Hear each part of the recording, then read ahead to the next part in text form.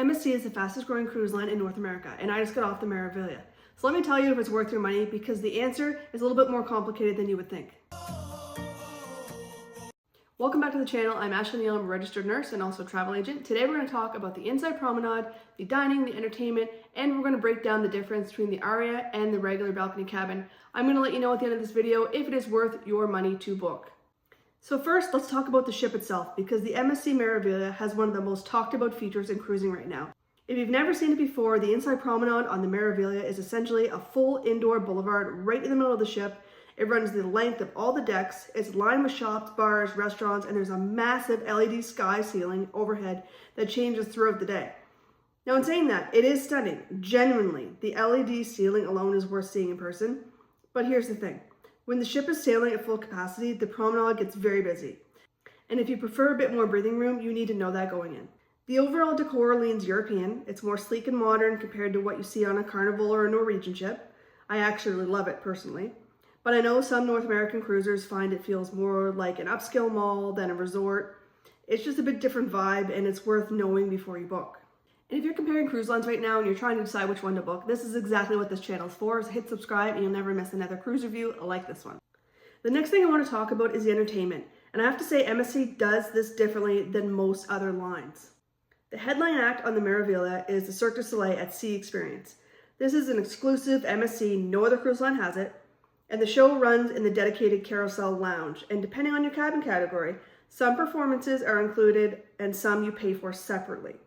Outside of the Cirque, the main theater shows are well produced and the ship has good nightlife energy.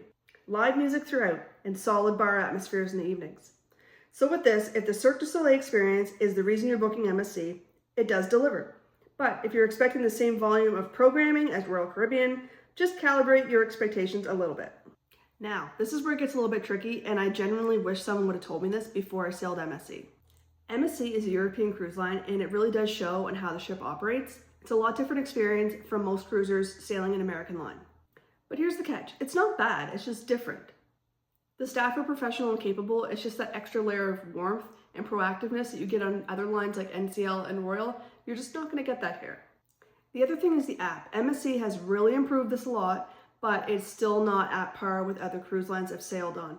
I find the app works not well at all until you get on board the ship. Once on board, it works a little bit better, but there's still a lot of issues they need to work out with their app on board. Now, in saying that, if you know this going in, it's not a deal breaker.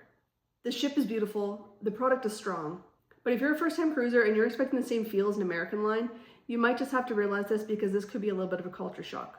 This is worth knowing before you spend your money. Okay, let's talk dining, because I think this is actually one of MSC's strongest areas, and I want to give credit where credit's due. The Marketplace Buffet in the Meraviglia is massive. Good variety, well maintained, and I generally did not have a bad meal. Now the main dining rooms, there are 3 of them. The quality of the food is consistently better than I expected, and it was a strong showing in all the restaurants. The specialty dining is where it gets interesting. MSC has a steakhouse, an Italian, a seafood, a Mexican, and a Japanese teppanyaki restaurant, all of which the price points are comparable to what you would see on NCL or Royal for their specialty dining. I have tried all but the seafood restaurant on MSC, and I have enjoyed every single dining experience I have had with specialty dining. The one thing I want to flag on the dining assignment system is if you're flexible on dining, you're fine, but if you have a preference, book it early. Either pre-book through the app before you sail, which doesn't always work, or get to the dining desk on embarkation day as soon as you get on board, because those spots on good times and good restaurants fill up quick. Overall, on dining, this is where MSC genuinely competes with the big North American lines, and I was truly impressed. And now the question a lot of you probably came here for is the Aurea upgrade worth it? So first, let me explain what the Aurea experience actually includes. You're going to get premium cabin placement, so midship, higher decks. You're going to get anytime dining, you get priority embarkation and debarkation, you get complimentary room service daily, and you get complimentary access to the daily thermal spa, which in my opinion is amazing. The standard balcony is fine, it's just like any other room on any other line. There's ample storage, it's a nice room, comfortable bed, and a nice balcony with 2 chairs and a table. The Aurea Cabin itself, you're going to get upgraded linens, you get a room diffuser, you get upgraded showers and shampoos in your shower, and you also will get complimentary champagne and chocolate on embarkation day. So here's where I land on the upgrade. The priority embarkation is huge, and the daily thermal spa, in my opinion, is amazing. But here's the catch. The price difference between the Aurea package and the regular package can be about $300 a person, depending on the sailing. So with this, my honest advice, if you're interested in the thermal spa daily and you enjoy anytime dining and priority access to embarkation day, then this package is going to be worth your money. So, is MSC worth booking? Now, this is my honest opinion as a travel agent and someone who has sailed with MSC many times on different ships. Yes, MSC is genuinely a strong option.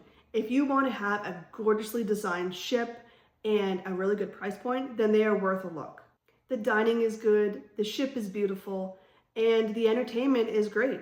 Where they need to improve is their overall communication and service warmth. This is not a deal breaker, but it is noticeable between them and American lines. I will sail MSC again, and I would recommend MSC, especially to experienced cruisers. It's just going to be a little bit different of an experience compared to your normal American lines. That's all I want to talk about today, guys. If you thought this was informative, subscribe to the channel and let me know in the comments, have you sailed MSC before? I am Ashley Neal. I will see you next time.